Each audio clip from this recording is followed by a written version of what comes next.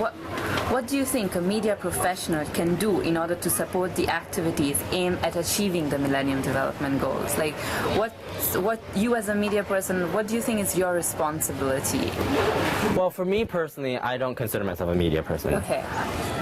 I consider myself an artist. So, yes, the medium I use, photography, is something that is seen publicly. But that to me is very different from a photojournalist or a reporter. But to answer your question, I feel that anyone that has access to sources of media, their responsibility is to, when given the opportunity, speak out. And I think especially for me, someone that's from the States, someone that has access and resources, for me, I try my best to, when confronted with an opportunity to highlight an issue, to let other people know about something, I take the opportunity and I use the networks that I have to try to make a difference.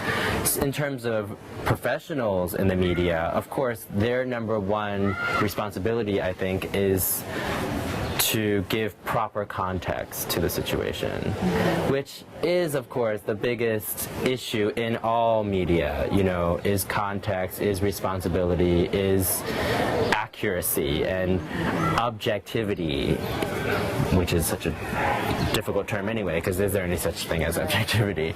But ultimately, I think that for me, what I like to see most in media are not reporters.